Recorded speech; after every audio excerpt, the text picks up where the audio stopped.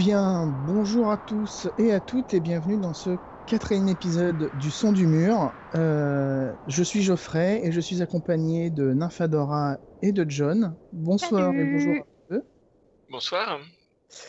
Et donc voilà, donc on est reparti pour un nouvel épisode. Je vais faire très succinctement le programme d'aujourd'hui.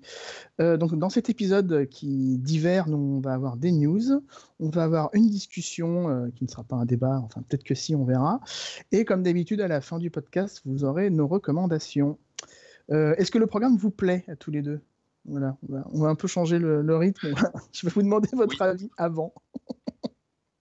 Très bien. Très beau programme, très original. Ça change vraiment des premiers épisodes. Oui, c'est ça, le changement dans la continuité, on appelle ça. C'est ça. Donc on va passer aux news, du coup je vais le faire assez rapidement, je vais passer les plats. John, tu vas nous parler de quoi au niveau des news? Alors moi je vais vous parler de un peu l'actualité du site du forum. D'une part, je ne vais pas vous parler de l'Assemblée générale qui a eu lieu il y a quelque temps parce que au moment où on enregistre, elle n'a pas encore eu lieu. Et donc, il y aura eu une assemblée générale, l'assemblée annuelle de l'association, et vous aurez un récapitulatif, un résumé de ce qui s'est dit, de ce qui a été pris comme décision sur le blog, normalement, si tout s'est bien passé, on espère. Et par contre, je vais vous parler d'un des projets qu'on a en ce moment, qui a commencé il y a quelques semaines déjà. On republie en fait sur le blog toutes nos théories, analyses et décryptages. Donc en fait, c'était une section du forum à l'époque dans laquelle on avait décidé de regrouper nos théories de qualité, donc des théories vraiment bien étayées, bien rédigées par différents contributeurs, principalement Riusma et Evrak, mais pas que. Et donc c'était vraiment des grosses productions de qualité, donc on les avait mises en avant dans le forum, on avait fait une section à part où elles étaient publiées, où on pouvait en discuter. Et donc avec la perte du forum et tous les problèmes techniques qu'on a eu en ce moment, on s'est dit que c'était dommage de ne plus avoir accès à ça, parce que c'est vraiment un des trucs les plus qualitatifs qu'on ait fait, je pense, enfin avec le wiki évidemment. Et donc du coup, on a recommencé à les publier. Donc toutes les 2 semaines, on sort soit une théorie, soit une analyse, soit un décryptage sur le blog. Donc allez voir, c'est vraiment intéressant. On a donc au moment où le podcast sortira, il y en aura eu 4 normalement, dont une très intéressante sur l'assassinat de John Arryn, Oui. parce que il y a beaucoup d'éléments qui viennent expliquer comment s'est passé vraiment cet assassinat, mais en sous-texte. Donc c'est pas du tout tout ce qu'on peut croire au premier abord. Si vous pensez que vous savez qui a tué John Arryn et que votre réponse n'est pas Varys, allez lire l'article. Globalement, parce que vous avez tort. C'est une très bonne présentation, effectivement. Oui, c'est ça. Vous avez tort si vous pensez que ce n'est pas Varys. Mais oui, comme le dit John, il faut effectivement aller lire cet article qui est très complet et qui remet en cause plein de choses qu'on pouvait penser pour acquises. Moi, par exemple, quand j'ai eu la première fois sur le forum, j'ai fait « Oh, ça alors, c'était pour ça !» Enfin, c'est vraiment bien écrit. C'est un décryptage de la part de Evrak qui est vraiment bien fait, qui est vraiment très bien structuré et très, très, très facile à lire. Donc, voilà. On vous conseille d'aller le lire. Ouais. Et tout, hein, pas que celle-là. Là, on vous parle de celle-là, mais tout ce qui est publié dans cette catégorie, c'est vraiment c'est ultra intéressant, c'est bien expliqué, c'est sourcé en fait. Donc c'est pas des gens qui sortent ça de leur chapeau. C'est vraiment il y a une grosse crédibilité derrière et c'est toujours ultra intéressant. Enfin, moi, j'adore lire ça. On apprend toujours plein de choses. Donc voilà, vraiment profitez-en. C'est en train de revenir, donc enjoy. Exactement. Nymphadora, on t'a pas trop entendu là, dis donc. Alors, c'est quoi tes news, toi? Alors moi, mes news, c'est des news de publication. Parce que depuis le dernier podcast où on s'est parlé, il y a 2 livres de George Martin qui sont sortis. Alors, évidemment, c'est pas tout. Mais Pygmalion a sorti la RR rétrospective, qui est en fait un très gros livre de plus de 1500 pages qui regroupe plusieurs nouvelles. Il y en a 32 en tout, et 2 scénarios de TV qui ont tous été écrits par George Martin. À la base, c'est un livre qui était sorti en anglais en 2006, qui s'appelle Dream Songs. Et donc voilà, donc Pygmalion l'a sorti en entier, sans le découper en plus. Merci Pygmalion. Ouais. C'est un très très beau cadeau de Noël. Et en fait, c'est un bel ouvrage où on voit l'évolution de la carrière de George Martin, du début à notre saga préférée, en passant donc du coup par tout plein d'univers qu'il a créés. On a des nouvelles des 1000 mondes, on a des nouvelles plutôt côté wild cards. On a du coup des scénarios de télé. Et en plus de ça, c'est commenté par George Martin lui-même et c'est très joliment illustré. Donc, un très très très beau livre. Après, il faut quand même noter que l'intégralité des nouvelles qui sont dans ce volume sont toutes déjà parues en français dans différents recueils de nouvelles diverses et variées. Donc, il n'y a rien d'inédit. Si vous êtes déjà un super méga big fan de George Martin, en fait, vous avez déjà toutes les nouvelles. Mais par contre, pour celui qui veut découvrir un peu plus l'œuvre de George Martin, c'est vraiment un très très très très beau, un très très beau livre. Voilà. Et sinon, on a eu une deuxième parution qui là, celle-là était complètement inédite. Alors, elle n'est pas encore en français, elle est en anglais. C'est Sons of the Dragons. Of the Dragon, pardon. Il n'y a pas de S, mon Dieu. Mon Dieu, qu'as-tu fait ? Je sais pas. Donc, Sons of the Dragon, c'est une nouvelle qui est parue dans The Book of Swords, qui est sortie mi-octobre et qui retrace la vie des 2 fils de Aegon le Conquérant. Donc, on parle de Aenys, le premier fils de Aegon, et de Maegor, son frère cadet. Donc tous les deux ont régné sur Westeros et la nouvelle retrace leur vie, leur œuvre. Et en ce qui concerne Maegor en particulier, quelle œuvre ? Parce que bon, Maegor, c'est quand même le mec qui est surnommé Maegor le Cruel dans l'histoire. Donc ça va, ils ont bien marqué l'histoire de Westeros et la nouvelle est vraiment chouette. En vrai, on n'apprend pas énormément de choses par rapport à ce qu'il y avait dans l'encyclopédie. Parce que dans l'encyclopédie, il y a déjà toute une section où on raconte les règnes des différents rois Targaryens. Donc là, c'est juste une version beaucoup plus complète de ce qui est déjà dans l'encyclopédie.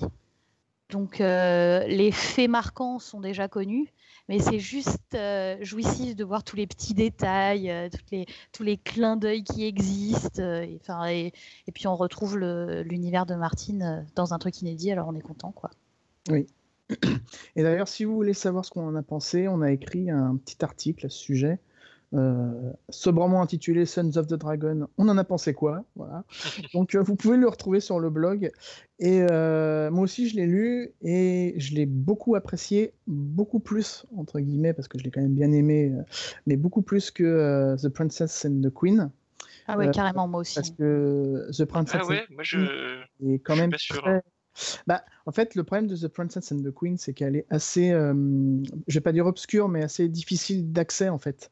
Si t'as pas les notions de qui est le fils de qui ou la fille de je sais pas quoi. Je sais pas, moi j'ai moi aussi je me suis moi je me suis perdue dans Princess and the Queen. Il y a tellement de name dropping entre les dragons, les machins, les trucs. Et en plus la danse, il se passe. Donc The Princess and the Queen, à la base, ça raconte la danse des dragons. Donc la guerre civile entre les Targaryens à un moment de l'histoire. Et donc du coup c'est hyper dense parce que qui dit grosse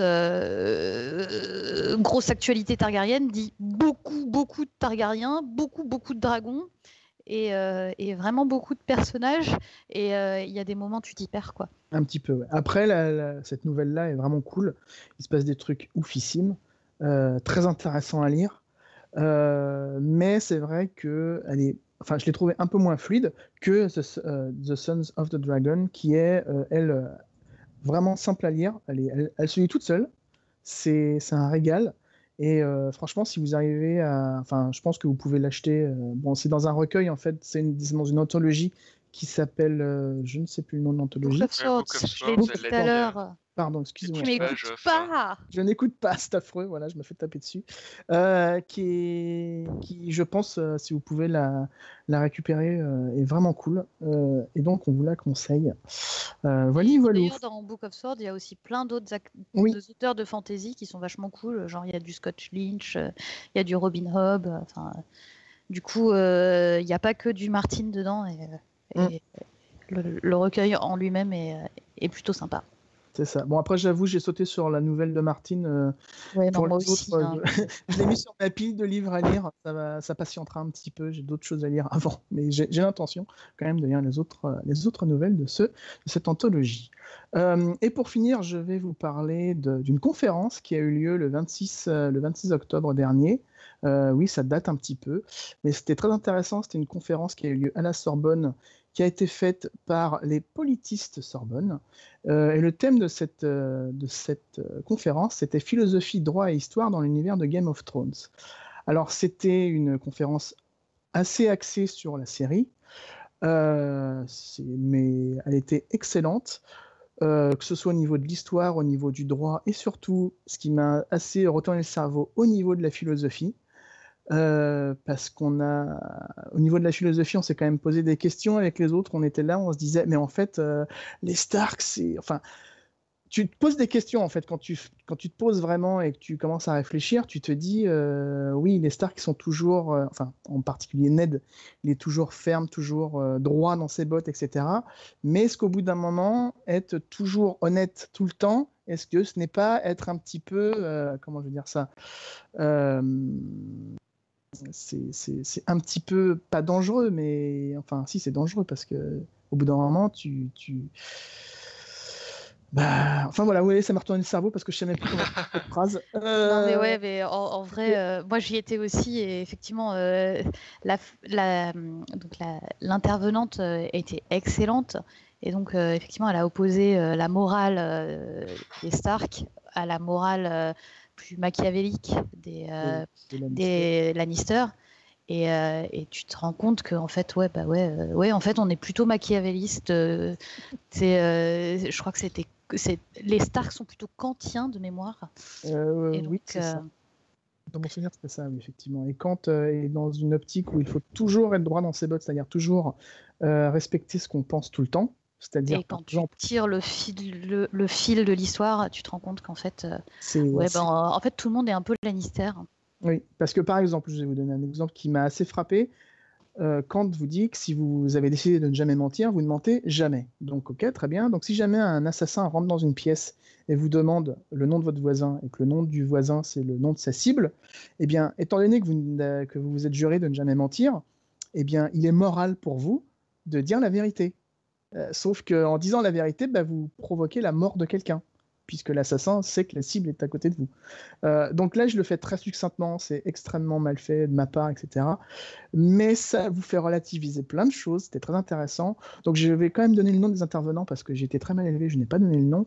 Donc pour la partie histoire, qui était aussi très intéressante, qui a posé plein de choses sur le côté historique de la série, c'est Florian Besson, qui est un normalien agrégé d'histoire. Pour le droit, qui était aussi très intéressant, on a appris beaucoup de choses sur le droit dans Game of Thrones, c'est Valère Endior, qui est maître de conférence en droit public à l'université de Toulouse. Et enfin, pour la philosophie, c'était Marianne Chailan, qui a écrit un bouquin, d'ailleurs, Métaphysique du meurtre, comprendre Kant, Spinoza et compagnie en regardant Game of Thrones. Et j'avoue que le livre, je l'ai mis sur ma liste d'achat. Je pense que je le prendrai, je sais pas, peut-être pour Noël ou pour en début d'année prochaine, parce que ça m'a vraiment donné envie d'approfondir, en fait. Et moi, je te l'emprunterai après. Ouais, ok, d'accord. Pas de souci. Et donc voilà, c'était une conférence très intéressante. Franchement, c'était vraiment bien, c'était touffu, et ça fait plaisir de voir que ce genre de conférence existe, quoi, parce que Alors, on cool, quoi. me dit dans l'oreillette, et en plus on râle parce qu'on me le dit suffisamment fort et on l'a pas dit, mais Marianne Chélan, donc la philosophe qui a intervenu, a aussi écrit un super livre sur la philosophie dans Harry Potter. Donc, Ah, voilà. ok, d'accord, ça je savais pas. Ah, cool. Écoute un peu ton oreillette, enfin. Ok, j'écoute mon oreillette. Et a priori, elle aurait aussi fait quelque chose chez Disney. Merci, oreillette. Ah oui, merci oreillette. Ah oui, non, d'accord, ok, merci oreillette, effectivement. D'accord, je viens de comprendre l'oreillette. Geoff a trouvé l'oreillette. Notre Oui, oreillette, je c'est suis désolé. Chris qui s'occupe du montage du podcast, comme d'habitude, et on lui fait encore des gros bisous. Oui, on lui fait un coucou. Eh bien voilà, c'était tout pour les news de ce trimestre. Et maintenant, on va enchaîner sur la discussion qu'on va faire ce trimestre-ci. John, tu vas nous en parler? Oui, oui, tout à fait. Donc aujourd'hui, on va vous parler de Kathleen Stark/Tully, un des personnages mal aimés du Trône de Fer. Et donc, on va essayer de voir un peu point par point pourquoi elle est mal aimée. Est-ce que nous, on l'aime bien ou pas? Enfin, on verra ce que ça donne. C'est pas vraiment un débat du coup, surtout que globalement, on est un peu toujours tous d'accord. Mm. Mais c'est une conversation qu'on a essayé de structurer un peu. On va voir comment ça se passe pour voir, pour voir si effectivement cette pauvre Kathleen mérite tout le mal qui est dit d'elle. Spoiler alerte, je ne pense pas. Euh, et on va commencer par sa relation avec John, parce que c'est un peu une des premières façons dont on la découvre. Et c'est aussi beaucoup pour ça, probablement, qu'elle a un très mauvais a priori dans l'imaginaire collectif du lecteur qui adore John, forcément. Qui suis-je pour juger, n'est-ce pas? On ne parlera pas de mon pseudo. Mais du coup, en fait, sa relation avec John est très compliquée. Du coup, John ne l'aime pas, ce qui est très compréhensible. Mais du coup, le lecteur ne l'aime pas, ce qui est moins compréhensible parce que le lecteur n'est pas John. Alors, donc, sa relation avec John, pour résumer, elle est un peu exécrable avec lui, mais en contrepartie, pour la défendre, on peut dire que c'est quand même le fils bâtard de son mari, qu'il est arrivé avec lui alors que elle était enceinte de son premier-né, qu'il lui a jamais dit d'où elle venait, quoi que ce soit, qu'il lui a complètement imposé sous ses yeux. Attends, non, elle avait déjà accouché quand même. Hein. Ok, Parce elle avait déjà accouché, elle venait Jon d'accoucher. Snow n'est pas. Ouais, elle venait mais Jon Snow est officiellement, en tout cas, plus jeune que Robb. Oui, enfin, c'est vrai, ouais. Enfin, bon. Mais donc du coup, enfin tout ça pour dire que, en fait, sur ce point, c'est peut-être plus la faute de Ned, en fait, Bah ouais, non, mais que la carrément, faute de quoi. Kat. Oui, Attends, c'est mais vrai que mettez-vous pour à le la place coup, de la pauvre Kat, quoi. Elle vient de se marier avec un inconnu. Le mec, il l'a lâché le lendemain de leur mariage pour aller mener une guerre. pour aller mener une guerre. Et après, il débarque alors que elle s'est tapé 9 mois de grossesse, là. Et il débarque avec un bébé. Et surtout, elle s'est tapé 9 mois de grossesse à Winterfell, ce qui n'est quand même pas l'endroit le plus accueillant du royaume. Il faut pas l'oublier, ça, hein, parce que Non, bon. mais grave, en plus, ouais, elle venait du sud et tout, elle avait des ménestrels, elle avait le soleil, et là, pouf, elle arrive à Winterfell, elle a personne autour d'elle, son mari est en train de faire la guerre, et après, le mec, il débarque avec un bébé. Ouais. Non, et puis surtout, en plus, il veut rien lui dire, il veut pas. Enfin, peut-être que s'il lui avait expliqué un peu, après, on comprend aussi les circonstances qui font que Ned a rien voulu dire parce qu'il voulait protéger le bébé, etc. C'est très compliqué, toute cette histoire, mais peut-être qu'il aurait pu, lui, gérer ça différemment, essayer de faire en sorte que ça se passe mieux, quoi. Plutôt que lui imposer et lui dire, bon, maintenant tu fermes ta gueule. Ouais, et puis en plus, bon, après, bon, elle est pas très sympa avec lui, mais ma foi, bah ouais, c'est quand même un bâtard, quoi. Pourquoi est-ce qu'elle accueillerait dans sa famille, au même niveau que ses propres enfants, un mioche dont on ne sait pas d'où il sort? Enfin, elle a une éducation hyper coincée, bloquée sur ses principes. Mais dans ses principes, la bâtardise, c'est pas cool, quoi. Et surtout en sachant que ce bâtard ressemble plus à un Stark que ses propres fils. Donc c'est quand même assez... Ouais, c'est pas drôle, quoi. C'est quand même se dire que, ok, ton fils bâtard ressemble plus à toi que le fils officiel que tu as avec moi, quoi. Donc, oui, on peut comprendre que elles le prennent pas très très bien non plus, quoi. Ouais. Après, ceci dit, on peut comprendre qu'elles le prennent pas très bien, mais est-ce que à un moment, elle aurait pas pu se dire, bon, ok, donc je le prends pas très bien, je peux le faire sentir peut-être plus à Ned qu'à son gosse qui m'a rien fait. Est-ce qu'elle avait besoin d'être ultra désagréable avec lui pendant toute sa vie? Ouais, mais elle a pas forcément. Enfin, tu vois, on a le point de vue de John qui a l'impression qu'elle a été hyper désagréable, mais au final, elle a peut-être juste été froide avec lui, quoi. Et lui, il voulait une maman. Et forcément, de son point de vue, il était malheureux parce que Kat, c'était pas sa maman, alors que c'était la maman de ses frères et sœurs. Mais n'empêche que, en vrai, juste, elle en voulait pas de ce gosse. Bon, elle a pas été maternelle avec lui. Lui, il l'a mal vécu, mais peut-être elle était pas si désagréable, quoi. Ouais, on n'a pas que son avis à lui là-dessus quand même. On a plusieurs fois des réflexions de ses frères et sœurs qui vont dans le sens de Kathleen n'aimait pas John et était désagréable avec lui. Enfin... elle a jamais été maternelle avec lui, mais bon, j'ai envie de te dire, Elle lui a juste toujours rappelé sa position de bâtard. Voilà. Mais bon, en même temps, c'est vrai, c'est un bâtard. Oui, non, mais je dis pas qu'il fallait qu'elle soit maternelle. Ça, évidemment, on va pas lui demander d'élever comme son fils quelqu'un qui est pas son fils. Mais je pense qu'il y a tout un nuancier entre être maternelle et être désagréable. Oui, et être la belle-mère acariâtre dans Cendrillon, tu vois, c'est un peu... Voilà.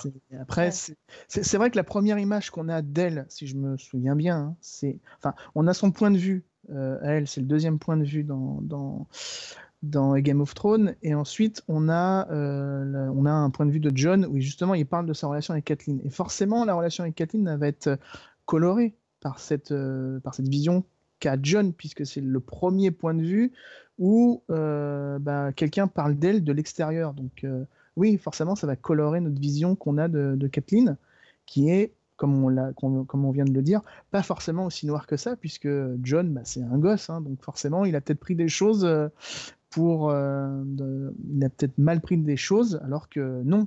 Enfin, c'est juste que Catelyn n'a jamais été maternelle avec lui et s'est jamais senti d'avoir plus de liens avec lui qu'avec ses vrais enfants. C'est un bâtard. Là, pour le coup, le vrai responsable, c'est Ned Wu, hein. C'est Ned. Ouais. C'est vrai, ouais. Je pense qu'on peut tous être d'accord sur ça. Oui, parce que quand même, le mec se tire et se ramène avec un gamin sous le bras. On passera sur comment est-ce qu'il a fait pour ramener ce gamin sous le bras, parce qu'il a quand même traversé tout Westeros, hein, ça faut pas l'oublier, sans problème avec un gamin. Bref, c'est un autre débat. Et il arrive devant la femme qu'il a à peine connue, quoi. Et oui, je peux comprendre qu'elle le prenne mal, et après qu'elle le fasse, entre guillemets, dériver du père vers le fils, bon, ça me paraît pas déconnant. Même si, bon, c'est vrai qu'il faut juste se mettre dans ses chaussures, quoi. Ouais. Au final, Kat, elle est quand même hyper humaine. C'est un personnage. C'est un personnage fascinant parce que elle est là, elle a plein de faiblesses. On le verra tout à l'heure, mais oui, elle prend plein de décisions un peu contestables. Mais on comprend toujours pourquoi elle prend ces décisions. Et c'est une personne humaine avec ses défauts et avec ses qualités, quoi. D'ailleurs, Nympha, je crois que tu vas nous parler, sauf si vous voulez qu'on continue sur la relation avec John. Non, je pense qu'on a fait le tour. Hein. Voilà. Donc, Nympha, tu vas nous parler de quoi, toi? Alors moi, je vais vous parler de mon plus gros grief vis-à-vis d'elle, qui n'est pas sa relation avec John, parce que moi, je comprends assez bien qu'elle n'ait pas envie de se taper un braillard qui n'est pas d'elle. Voilà. Hein. Par contre, là où je suis vraiment, vraiment dubitative quant à son comportement, c'est dans son rôle de mère et dans son éducation, notamment vis-à-vis de Sansa et Arya. En fait, je trouve Catelyn mais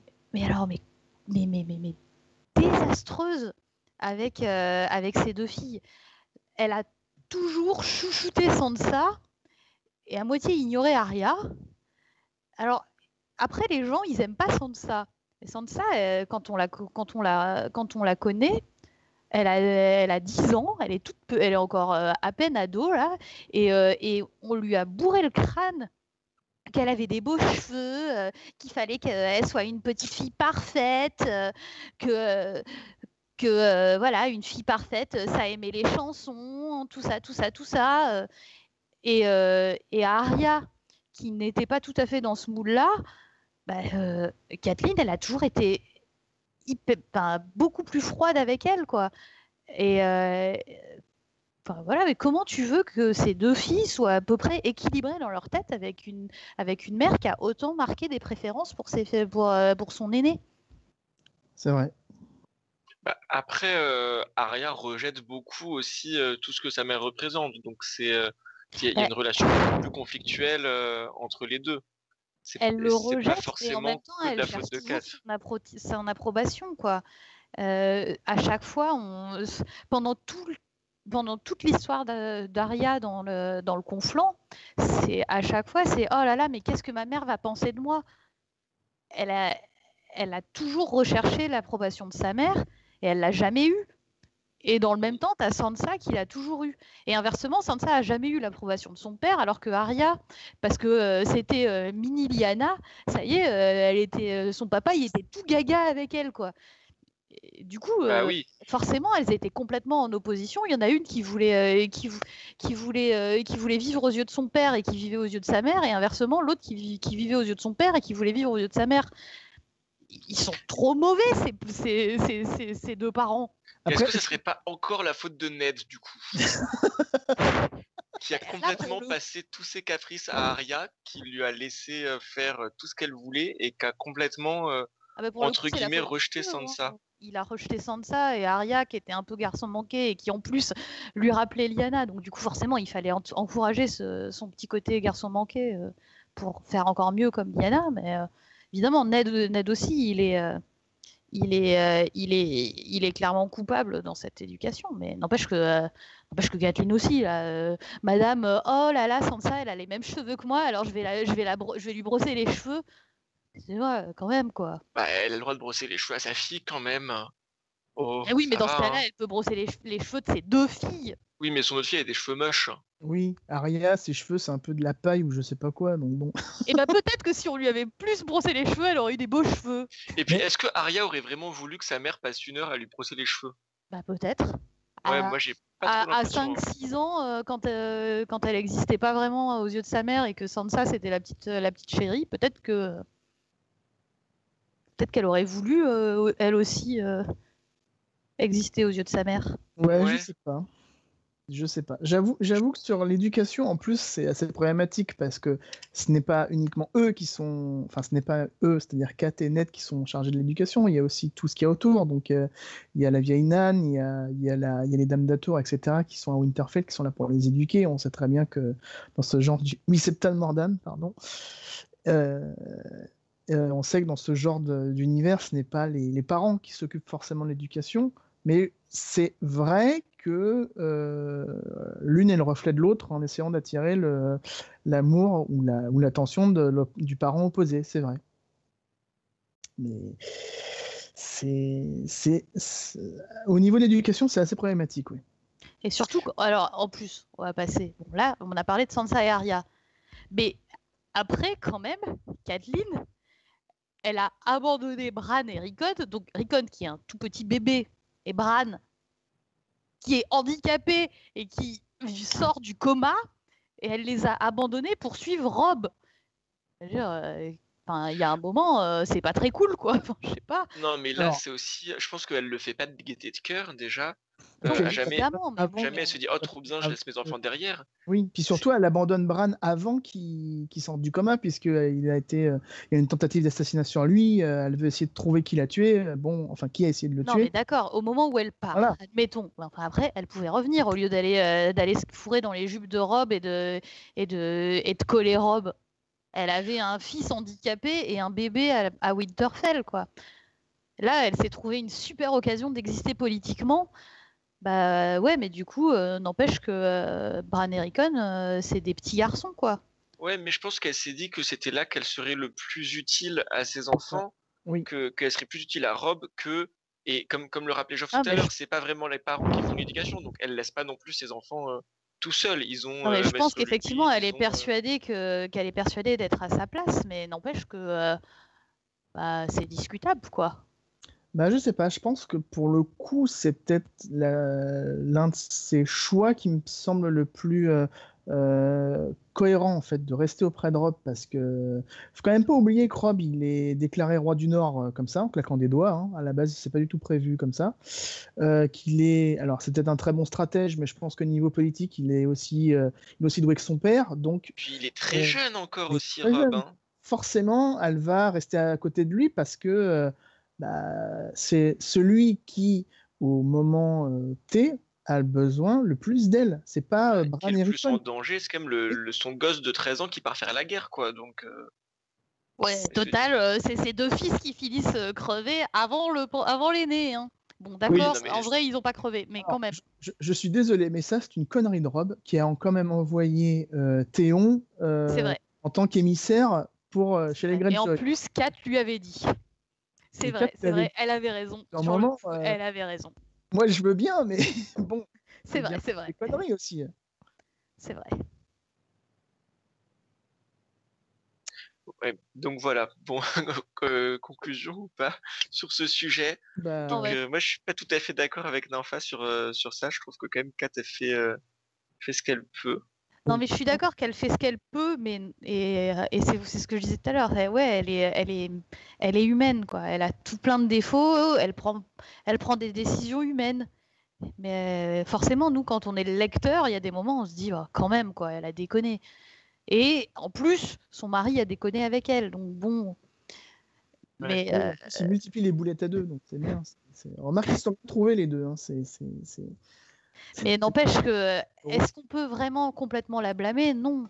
Non, Bah parce non. qu'elle prend ses décisions, elle pense vraiment qu'elle a raison. Et en plus, Oui, déjà, elle pense jamais à mal quand même. Hein. voilà. Et en plus, elle n'a pas forcément tort à chaque fois, quoi. Bon, Oui. avec Sansa et Arya, quand même, je pense Non, que moi, je suis pas d'accord. ils se sont un peu ratés, moi, sur la Moi, je réalisation. pense que c'est pas leur faute. Alors, je serais plus de l'avis de Nympha, enfin, sur ce point-là, en particulier sur l'éducation en Sansa et Arya, je pense qu'effectivement, ils, ils ont laissé passer trop de choses à Arya, parce que, ouais, Oui, mais voilà. ça, c'est pas Kat Et qui laisse passer mais des c'est pas choses à Kat, Arya. c'est bien sûr. C'est pour ça que je dis il, avec un il, donc Ned et Kat, même si je pense que Ned est plus responsable à ce niveau-là, et qu'ils n'ont pas été assez coulants avec Sansa quand elle fait des boulettes, parce que c'est une gamine qui fait des boulettes. Et puis voilà, bon, bref. C'est pour le coup au niveau de l'éducation de Sansa et Arya, je suis plus mitigé, mais par contre pour l'abandon de Bran et Rickon, enfin pour moi c'est pas un abandon abandonné, tu vois. Non, elle a jamais voulu les abandonner, ça on est d'accord. C'est juste que de facto, il y a quand même des petits garçons qui aimeraient bien avoir leur mère à Winterfell, quoi. Ouais, mais bon, j'ai envie de te dire, de toute façon, c'est de la faute de Winterfell en fait. C'est perdu au fin fond du nord là. Si tu veux qu'on aille foutre dans cet endroit où il y a de la neige, il fait froid, il fait pas beau, faut les comprendre aussi. Du coup, bah, je vais embrayer, sauf si je pense qu'on a conclu au niveau de son rôle de maman. Oui, vas-y, Ouais. en vrai. Donc je vais embrayer sur son côté, par contre, langue de pute, parce qu'elle balance quand même certaines saloperies sur Lisa et sur Edmure. Elle est pas très sympa avec ses frères, avec son frère et sa sœur, dis donc. Ouais, moi je trouve que. Vas-y, Non, vas-y, à toi Ok. l'honneur.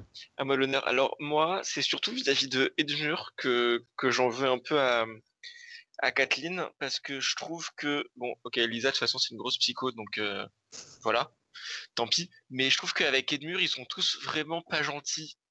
Et il me fait vraiment de la peine ce petit garçon. Et voilà, je trouve que vraiment ils sont pas cool avec Edmure et qu'ils le méritent pas.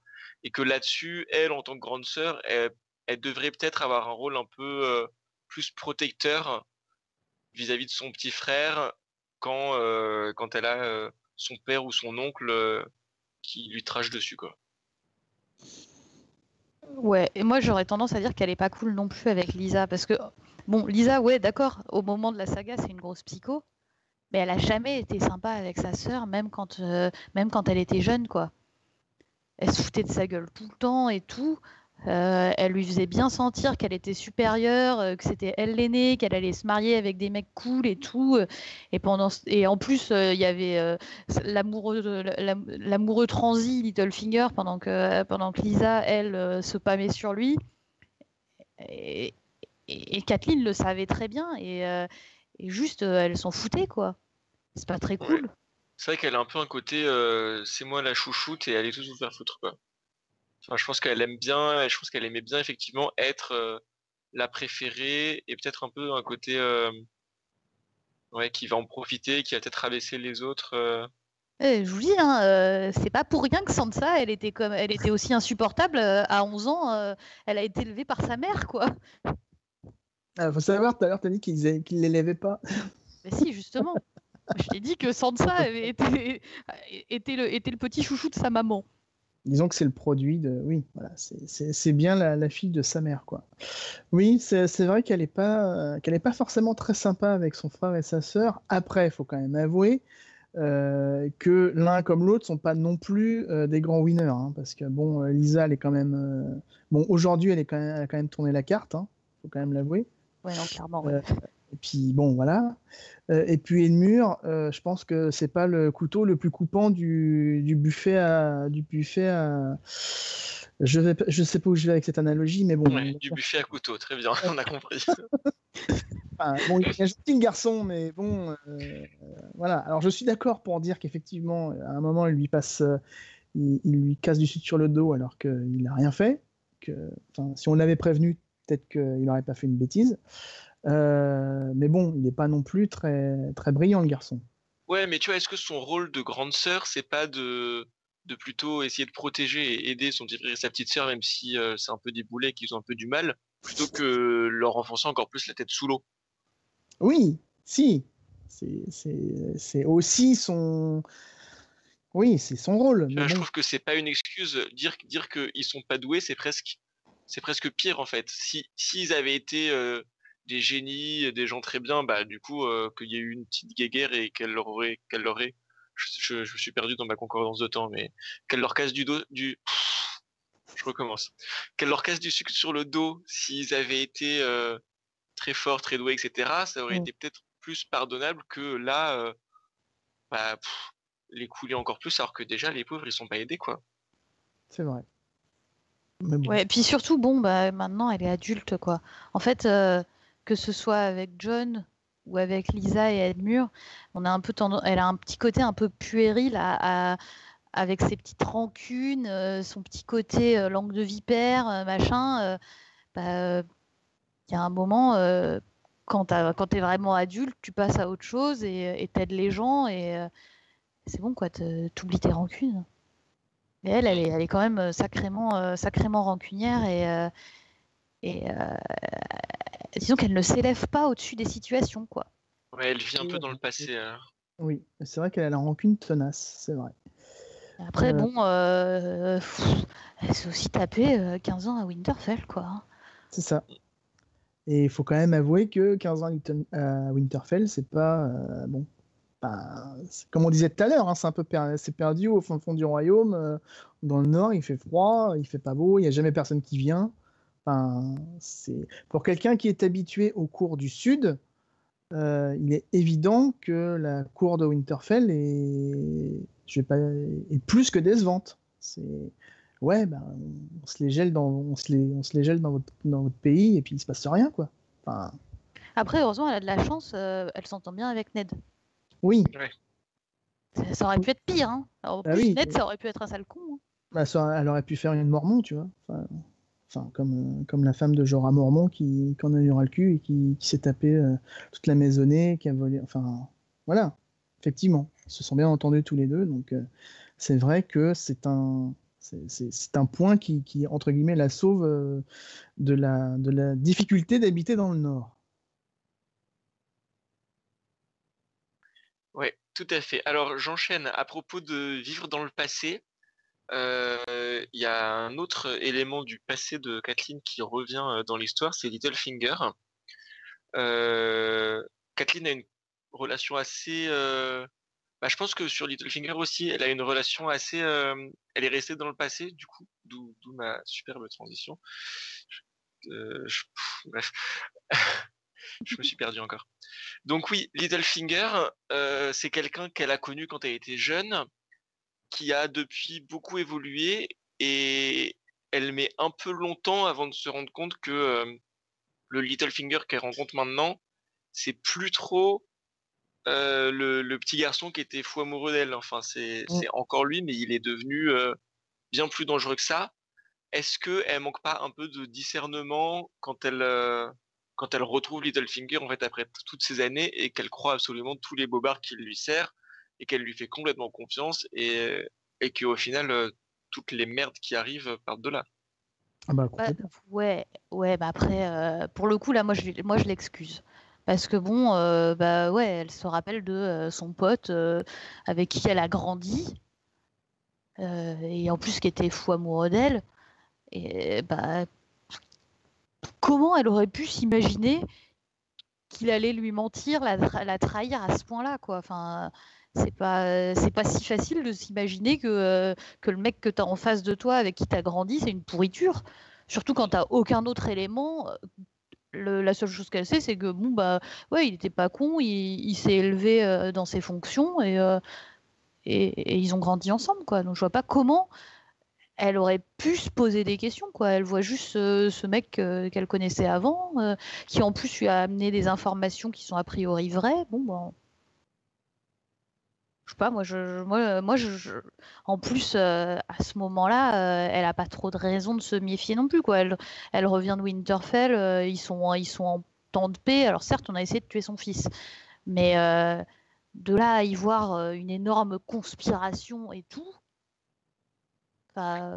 c'est peut-être un peu naïf, mais c'est pas si déconnant, quoi. C'est vrai que pour nous, en tant que lecteurs, c'est facile d'imaginer que Littlefinger va les trahir, parce que bon, on n'a quand même pas confiance en ce gars-là qui est un peu bizarre, mais c'est vrai que du point de vue du personnage de Kathleen, oui, comme le dit Nymphadora, c'est le garçon avec qui elle a vécu pendant des années et qui était amoureux d'elle, quoi. Donc oui, effectivement, c'est difficile de se dire que ce mec-là est en fait un sacré mastermind, et enfin un maître psycho. Ouais, c'est ça, un maître marionnettiste qui manipule tout le monde, quoi. Oui. Cela dit, même nous, à ce moment-là, je pense qu'on n'est pas encore conscient de ça. Dans mes souvenirs, au moment où il lui donne le poignard et qu'il lui dit ça c'est le poignard de Tyrion, machin, on se dit quel bâtard ce Tyrion. C'est que plus tard qu'on comprend qu'en fait non. Il joue sur plusieurs tableaux. Ouais. Et oui, mais c'est vrai que sa relation avec Littlefinger est un peu compliquée. Oui, puis la relation de Littlefinger avec elle est encore plus compliquée, parce que quand même son espèce de projection sur Sansa, c'est un peu glauque quand même. C'est un peu beaucoup, très, énormément glauque. Surtout que quand il récupère Sansa et qu'il lui donne le nom de sa mère, enfin bon, bref, il donne le nom de sa propre mère à Sansa, si je me souviens bien.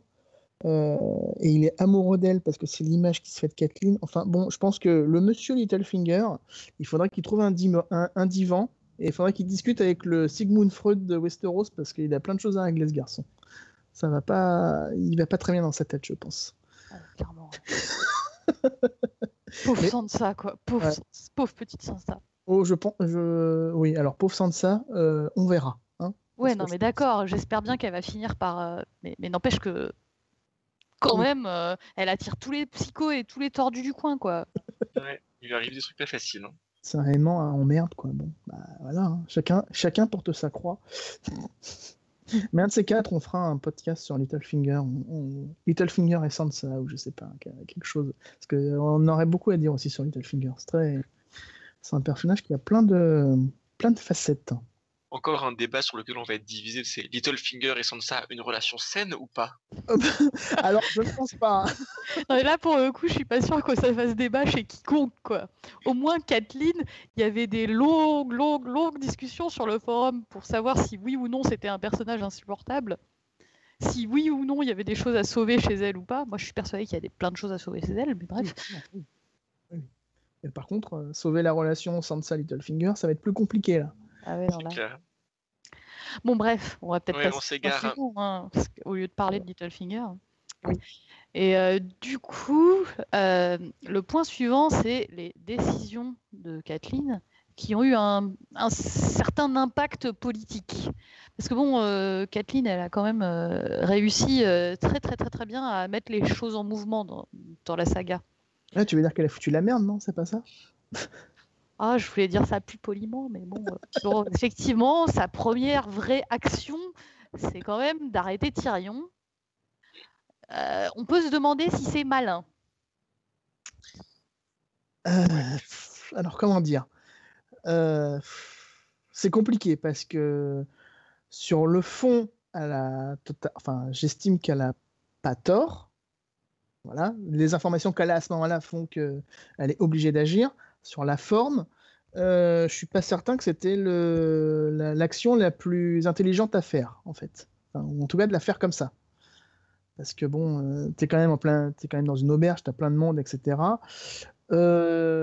Tu mets tes vassaux en porte-à-faux, parce qu'elle demande quand même à chacun de dire « Eh, mais vous êtes fidèle à la maison Tully. Eh, mais toi aussi. Eh, mais toi aussi. » Donc forcément, tu les mets en porte-à-faux en disant que bah, si vous êtes fidèle, vous êtes obligé de me suivre. Même si l'action que je vais faire, c'est un peu une action ultra tendue, parce qu'on va quand même arrêter le fils de l'un des hommes les plus puissants de Westeros.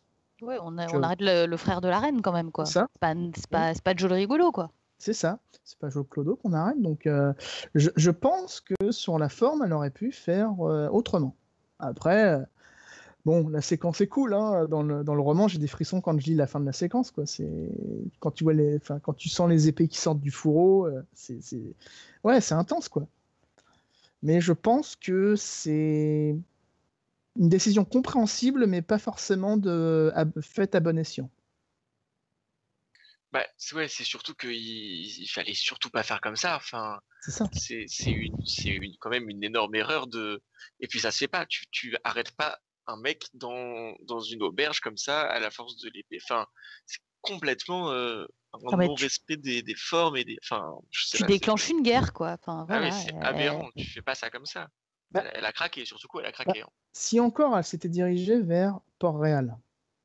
C'est ça, ouais, pour au moins l'offrir à la justice. Voilà, ils font un procès normal, etc. Non, elle va aux Airiers. Ok, champion. Là, pour le coup, par contre, puis, et elle a pas à l'arrêter elle-même. De toute façon, voilà. Elle se plaint à la justice, elle dit machin. Là, elle décide de faire ça dans son coin. Après, on peut comprendre, elle a peur, elle a pas confiance, etc. On peut comprendre tout ce qui l'ont mené à faire ça. Mais c'était une erreur. Ah oui, complètement, oui, d'accord. Pour ça que je dis que je comprends sur le fond, mais la forme, ouais, non. Là, Kathleen, t'as déconné dans les grandes largeurs. Ouais, complètement. Ouais, non, complètement. Bon. Après, s'en suivent d'autres décisions qui sont un peu moins discutables. Genre, après, elle va aller négocier le passage de Robb avec les frais. Oui. Oui, donc ça, c'était bien. Ça, c'est plutôt... ouais. Bon.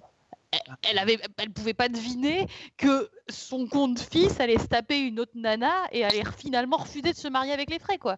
Elle avait un mariage tout cuit, tout prêt, là, et son compte-fils...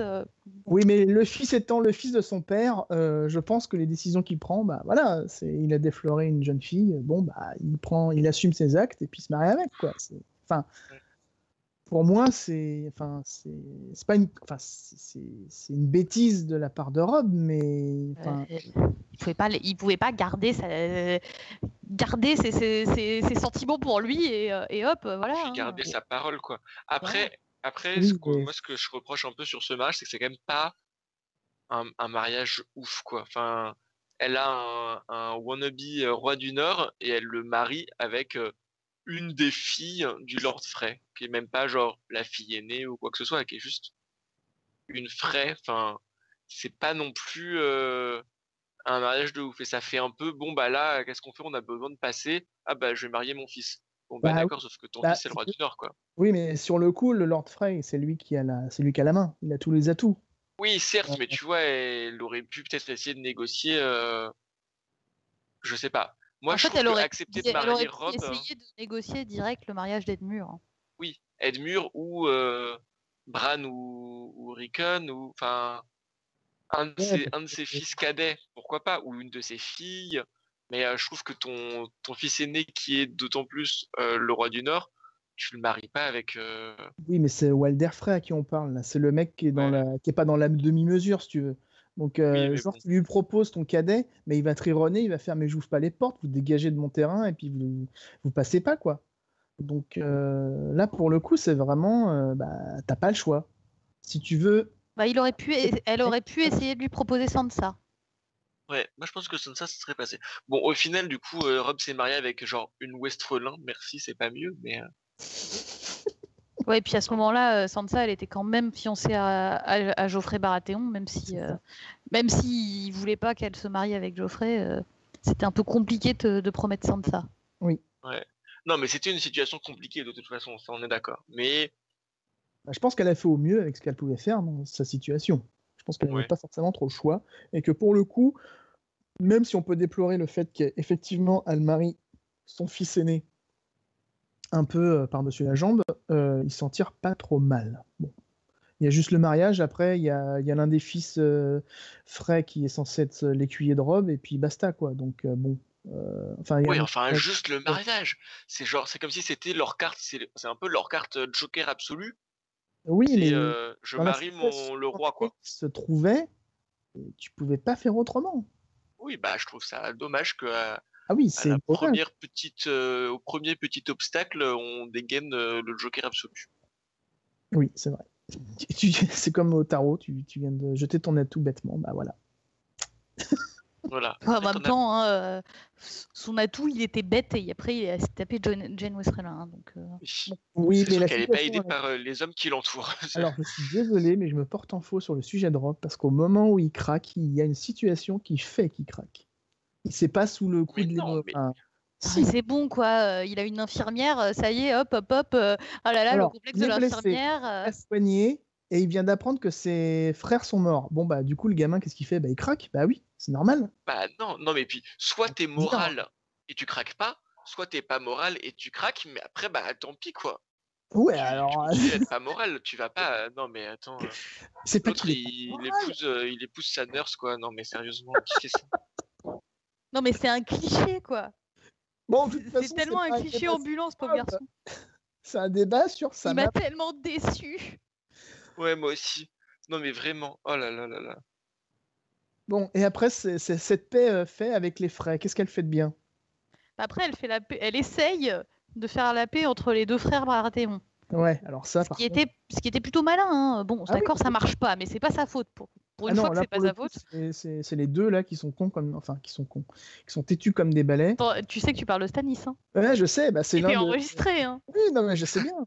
C'est l'un de mes seuls points un petit peu. Voilà, que je pense qu'il aurait été plus malin de faire la paix. Mais bon, il est têtu, il est têtu.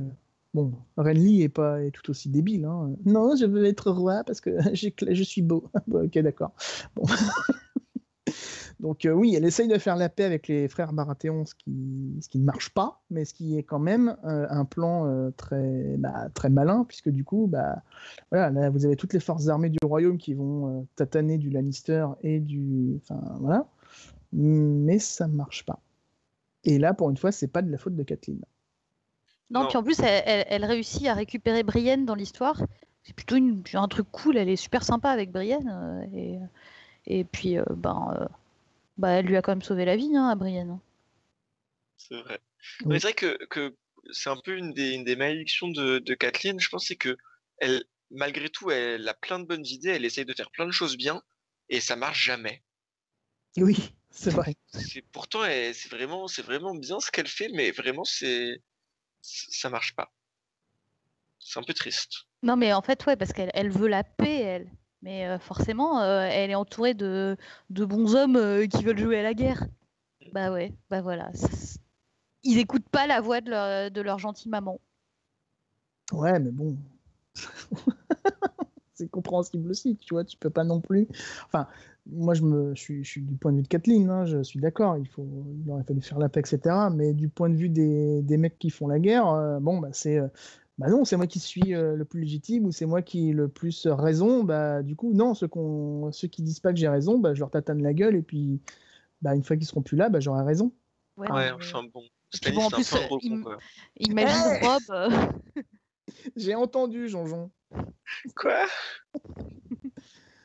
Non, mais en même temps, Rob, lui, genre, c'est trop la honte, quoi. Il a sa maman derrière qui lui donne des conseils et tout. Il y a un moment, il est obligé de faire la guerre comme un grand, quoi. Il faut arrêter. C'est trop la teon d'avoir sa maman qui lui donne des conseils comme ça. Bah, alors, je peux concevoir que ce soit gênant si c'est en public, s'il est avec les lords, etc. Oui, ça peut saper son autorité parce qu'il y a quand même la mère du lord qui est derrière qui lui donne des conseils. Aussi, les conseils peuvent être très bons, mais c'est vrai que d'un point de vue extérieur, tu peux te dire ah, mais mon roi, il a 16 ans, il n'est pas capable de prendre des décisions tout seul, qu'est-ce que c'est que ça? Je peux comprendre, c'est un peu idiot comme manière de penser, mais je peux concevoir que oui, ça Oui, soit non, choquant. c'est pas malin de saper Malin. Enfin, de saper Ron en public, de Rob en public. ça, tu le fais en privé, tu le fais quand tu es avec le Silure ou Edmure, quand vous êtes en petit comité, voilà, que tu donnes des conseils à ce moment-là, il n'y a pas de souci, mais pas en conseil, pas quand il est en train d'établir des stratégies militaires. Enfin, je sais pas, mais oui, je trouve ça normal qu'au bout d'un moment, il fait, bah écoute, maman, t'es gentil, mais enfin, je suis grand, quoi, je suis roi. Enfin, Ouais, il le mais dit est-ce pas que comme du coup, ça, il mais faudrait pas que lui pose des questions avant, qu'il aille, tu vois, parce que si lui, il lui donne pas de moment où elle peut lui donner des conseils, bah elle les donne alors, quand elle peut. Oh bah c'est bon, elle ouvre elle ouvre bien assez sa gueule comme ça, hein. Il la consulte pas des masses non c'est vrai plus. qu'il ne la consulte pas des masses, on est d'accord, c'est vrai. Après, il peut pas dire je te consulte pas, mais par contre, ouvre pas ta gueule devant les gens. Bah oui, bah viens me voir avant d'être devant les gens pour que je te dise que c'est de la merde ce que tu vas dire. Si tu veux pas Ah que je oui, te le dise devant eux. c'est vrai qu'il va pas lui demander des conseils, enfin, même en privé, quoi. C'est toujours elle qui va et qui fait Eh, mais je te conseillerais de faire ça, ou plutôt ceci, ou plutôt cela. Et puis au bout d'un moment, vu qu'il écoute pas, bah, elle le dit devant tout le monde, quoi. Oui, c'est. Là encore, je pense que c'est la malédiction Kathleen. Elle essaye de bien faire, mais elle est confrontée à des murs et à des. Oui, puis elle fait pas les choses proprement pour que ça marche, quoi. Oui. En plus, au bout d'un moment, étant donné que ses deux enfants sont supposés morts, et ben, elle se raccroche à son fils, et là, c'est encore pire, quoi. Ah Enfin, ouais. elle se raccroche à Rob, et alors là, c'est encore Oui, pire. bah c'est sûr que bon, allez, on va rentrer dans sa pire décision. Alors, pour le coup, on l'excuse parce qu'elle souffrait et tout, mais quand même libérer James d'un point de vue purement politique, c'était vraiment pas malin, quoi. Ça, la libération de Jamie, c'est l'un des plus gros points, peut-être avec l'arrestation de Tyrion, qui fait qu'elle est. Ouais, c'est un personnage quand même problématique, quoi. Enfin, Alors moi, je je le suis pas du comprends, tout mais. d'accord. Hmm, tu n'es pas d'accord. Ah, bah vas-y. Non, moi je suis pas d'accord parce que l'arrestation de Tyrion, effectivement, grosse boulette. La libération de Jimmy, je trouve que ça se comprend complètement. En fait, elle est dans un modèle honorable où elle se dit que elle fait confiance à Jimmy, à sa parole. Donc il y a ce côté un peu naïf et faire confiance, mais en même temps, bon, nous on sait que Jimmy tient quand même parole. Et en fait, elle se dit, mais là, je suis dans une situation où il y a la reine, la grosse psycho, qui a en otage ma fille. Moi, j'ai en otage son frère. Bon, bah, je vais faire un échange. Et donc, je libère Jimmy à condition que il me renvoie mes filles. Bah, ouais, moi je trouve que c'est pas absurde en fait. Ah non, alors, je ne trouve pas ça absurde. Je le comprends complètement aussi, et je le comprends aussi comme toi.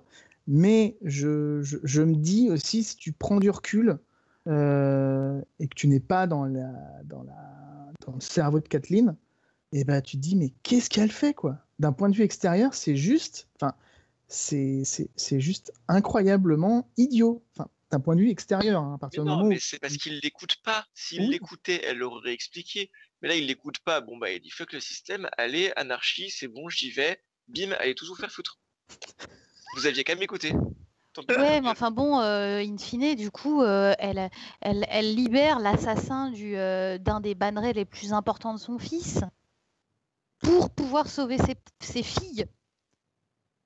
Ouais, enfin l'assassin, c'était pendant une bataille, c'est pas l'assassin. Mais du coup, on peut aussi comprendre que Karstark, pour se venger, il tue des cousins et que. Non, non, bah, je suis pas je veux d'accord. dire, C'est si- la guerre. Hein. Oui, mais si on excuse la tristesse et la peine de Catelyn qui fait qu'elle libère Jaime, on peut aussi comprendre la peine et la tristesse de Arnold Karstark qui fait qu'il agit comme il agit. Je ne cautionne pas le fait Non. d'occasionner de guerre. Non, parce que C'est pas Kathleen, Mais c'est une manœuvre politique.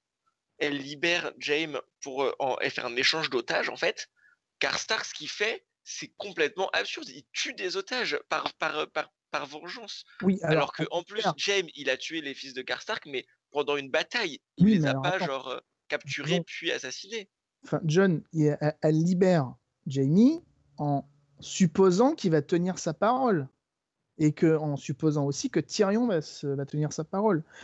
C'est quand même extrêmement ténu comme espoir. Parce Elle que se raccroche vraiment aux branches. Elle a juste ce qu'elle veut, c'est ses filles, et elle fait tout pour avoir ses filles. Et c'est pas une décision politique, c'est une décision de mère. Elle veut ses filles, et du coup, elle fait la seule chose à laquelle elle peut penser. Bon, on va faire l'échange. Mais c'est très égoïste. C'est pas pour le bien de la guerre qu'elle fait ça. C'est pas pour la paix qu'elle le fait. Elle le fait uniquement pour avoir ses filles. Je sais pas, c'est pas pour la paix, ça non, mais tu vois, politiquement, en fait, tant que Cersei a en otage Sansa et, bon, elle a pas rien, mais ça, ils le savent pas, ça leur fait, en fait, Cersei a énormément de pouvoir sur eux parce qu'à tout moment, eux elle peut leur aussi, dire. ils avaient beaucoup de pouvoir sur Cersei. Ils avaient Jaime. Bah oui, d'où l'idée de faire l'échange. Bah oui, mais c'est pas un échange concrètement qu'elle fait. Elle laisse partir Jaime. Certes, il y a Brienne qui est là, mais bon, elle le laisse partir en supposant qu'il va être suffisamment de bonne foi. Elle a raison pour le coup, mais elle a raison parce qu'il s'est fait couper une main. Hein. Avant son coupage de main, le Jaime, bon. Ouais, moi je pense qu'il l'aurait envoyé quand même. Jaime, c'est quelqu'un d'honorable. Et puis surtout, Catelyn elle est quand même éduquée dans un modèle qui, à tort ou à raison, mais c'est quand même un modèle où la parole, surtout la parole des nobles, c'est quelque chose qui vaut énormément. Enfin, normalement, en principe, un noble tient parole. C'est tout le concept aussi on me dira, des pupilles, des otages, des machins. Enfin, c'est normalement tu tiens parole, donc tu es obligé de faire confiance, je trouve. On peut revenir sur le faux, les fausses paroles des Lannister qui sont toujours censés payer leurs dettes. Donc on peut se dire qu'effectivement, pour le coup, il aurait payé sa dette à Catelyn en libérant ses filles. Bon. Ouais, mais est-ce qu'on l'aurait laissé faire ? C'est ça aussi. Je pense que si c'est Jaime, je pense que Cersei aurait laissé beaucoup de choses se faire. S'il dit, là, il serait arrivé à Port-Réal tranquille, sans qu'il y ait eu les problèmes avec Varchéèvre, etc. Et intact, je pense qu'il aurait libéré les filles sans problème. D'ailleurs, c'est pas pour rien qu'il envoie Brienne à la recherche de Sansa juste après qu'il ait pris son rôle de capitaine de la garde royale. Je sais pas, hein, parce que déjà Cersei à ce moment-là, elle a bien pété un câble et elle a déjà Sansa bien dans le pif. Je suis pas sûre qu'elle aurait lâché Sansa comme ça parce que Jaime lui avait demandé. Hein. Oui, mais elle a Sansa dans le pif parce qu'elle est persuadée qu'elle a tué son fils. Avant, elle s'en fout de Sansa. C'est une cruche pour elle. Enfin, pendant la bataille de Port-Réal, elle se dit que la pauvre débile, elle comprend rien. Elle soutient les femmes de nobles qui sont en train de pleurer parce que elle sait faire que ça. Et elle la considère comme une idiote. Elle lui demande de boire. Enfin, je veux dire, elle la considère pas comme une menace ni rien. Elle la considère comme une jeune. Je sais pas, moi, je pense elle envisage déjà la jeune reine plus jolie qu'elle qui risque de lui passer sous le nez et certes, elle est très condescendante avec Sansa, mais je pense quand même que il y a aussi le côté, elle est jeune et jolie, et moi, je suis très en insécurité, donc Sansa, Sansa, je l'aime pas parce que j'aime pas j'aime pas sa beauté, quoi. Je sais pas. Je pense qu'elle a plus eu peur de Mère que de Sansa. Enfin, Mère Bah arrive oui, mais parce après. que ça va crescendo, quoi. Parce que- Mais je pense que Sansa, elle est pas. Enfin, Bah, tu sais, déjà pendant la bataille de Port-Réal, elle est. Cersei, elle est pas forcément hyper fan de Sansa, quoi. bah, pendant la Ouais, bataille de mais quoi Port-Réal, qu'il en soit, enfin, bref. Oui. moi je pense qu'effectivement, peut-être qu'il y a moyen que Cersei n'aime pas Sansa dès le début pour l'histoire de la reine plus jeune et plus belle. Mais dans tous les cas, en fait, là on parle de la libération de Jaime pour faire l'échange. À partir du moment où. Ouais, mais à partir du moment où Jaime est libéré, Cersei et son mastermind politique, elle va se dire ah mais non, attends, j'ai un super plan. En fait, on va Oui, pas non, les mais lui rendre. Non, mais en fait, à partir du moment où on pense que Cersei aurait triché sur l'échange, bah, sachant que Jaime aurait probablement servi à faire l'échange avec Sansa, de toute façon, c'était à ça qu'il aurait dû être destiné, même si ça aurait peut-être été mieux que ça soit fait en main propre, en live, etc., et pas en secret. Mais dans ce cas-là, si on pense que Cersei n'aurait pas fait cet échange de bonne foi, bah, c'est pas le fait qu'il soit là qui lui aurait fait faire l'échange de bonne foi, elle l'aurait pas fait de bonne foi, quoi qu'il en soit. Donc de toute façon, c'est pas la manière dont c'est Oui, fait mais qui change quoi que ce du soit. du coup que Catelyn parte de la bonne foi de Jaime en se disant bon bah c'est bon, du coup tout est bon, ça va aller, alors qu'il y a Cersei derrière qui justement aurait été de très mauvaise foi, très Oui, mais probablement. de toute façon, ils en auraient fait quoi de Jaime s'ils l'avaient pas échangé pour Sansa? Bah, ils auraient pu l'échanger contre quelqu'un de plus important, hein. Bah, moi, je pense que si on considère C'est que que Cersei n'aurait pas tenu sa c'est part que du Sansa, quoi, c'est truc. qu'une fille. Ouais, mais déjà, si on considère que Cersei n'aurait pas tenu sa part du marché, bah, elle n'aurait pas tenu sa part du marché dans tous les cas. Donc, Bah, Puis je pense quand elle était en position de faiblesse, là, on peut se dire qu'elle aurait plus facilement voulu échanger son frère. Bah, en libérant Jaime, elle redonne aux Lannister une façon d'être en position de force. Il faut, la libération l'échange de James, ça aurait pu se faire au moment où c'était eux qui dictaient les règles pour de vrai, quoi. Alors que là, c'est l'inverse. Ils sont en position de faiblesse et en plus, paf, elle laisse filer sa carte maîtresse pour échanger des filles. C'est que des filles, hein. C'est pas. ouais, je sais pas, je suis pas convaincu. Moi, je pense qu'effectivement, si Jamie était arrivé tranquille, sans problème, lui aurait fait l'échange. Et il faut pas oublier non plus qu'il y a Tywin derrière qui aurait fait bon, bah, j'ai récupéré mon fils. Vous voulez les filles, bah allez-y, hein, balancez-les, j'en ai plus rien à foutre des filles. De toute façon, je vais les massacrer dans quelques mois, donc RAF, quoi. Enfin, je pense que Jaime aurait été et Tyrion, puisque du coup, enfin, là on est vraiment dans un et si, parce que c'est vraiment qu'est-ce qui se serait passé si. Il y a plein de choses qui auraient découlé du fait que Jaime arrive plus tôt déjà, puisqu'il arrive après la mort de Geoffrey. Enfin, je pense qu'il aurait tenu parole. Et c'est ce qu'il fait d'ailleurs, puisqu'il envoie Brienne à la recherche Ah de oui, Sansa. non mais faire confiance à Jaime, c'est pas un tort en soi, mais Et je pense c'est que juste faire confiance à tous les autres gens autour de Mais- Jaime qui est pas. alors- Moi, Tywin, je suis pas si sûr que ça Moi, qu'il se serait pas. Je pense que si, parce que Tywin est bien au courant des réalités politiques et il doit se dire que si ça peut les calmer, les Nordiens, si je leur rends leur fille, je leur rends leur fille, et après j'irai leur rouler dessus, leur faisant croire qu'on fait la paix, mais j'irai leur rouler dessus derrière. Ils récupéreront leur fille, et puis voilà. Je leur donne un faux sentiment de sécurité, et puis c'est malin stratégiquement. Cersei, ça aurait été la seule qui aurait dit non, et puis je suis désolé, mais face à Jaime, Tyrion et Tywin qui fait non, mais tu te tais, et puis on envoie les filles, tu restes tranquille, alors elle fait bon, bah ok. Je sais pas. En plus, déjà concrètement, le roi c'est Geoffrey, et Geoffrey il aurait dit non, je veux pas lâcher mon jouet, quoi. Oui, mais Tywin. Et Tywin aurait dit si tu lâches ton jouet, mais peut-être que, vu le caractère complètement improbable du Geoffrey, il aurait peut-être même fait tuer Sansa avant qu'elle arrive. Enfin, je pense que tu vois, avec des si, on peut mettre Paris en bouteille. Et en tout cas, moi j'ai des gros doutes sur le. Et si Jaime était arrivé, alors Sansa serait arrivée jusqu'à sa mère. Alors, elle serait peut-être pas arrivée en un seul morceau, mais je pense qu'il aurait fait en sorte qu'elle soit libérée. Oui. Jaime aurait essayé. Après, moi, je suis pas sûre que ça aurait marché, du tout. Et mais bon, du coup, on peut comprendre que Catelyn se raccroche à cet espoir de. Non, mais on comprend très très bien qu'elle le fasse, mais on comprend pourquoi elle le fait, on comprend ses motivations. Ouais. Je pense qu'on a fait le tour du sujet. On va accélérer un petit peu. Ouais. Ensuite, qu'est-ce que nous avons comme dernier point de décision qui ont un impact politique? Alors, ça n'a pas vraiment d'impact, parce que finalement, on ne pense pas que Robb l'a écouté, mais son arche-boutage contre le testament de Robb, c'était pas forcément super cool, quoi. Là encore, elle a laissé parler son cœur et sa rancœur avant de faire parler sa tête.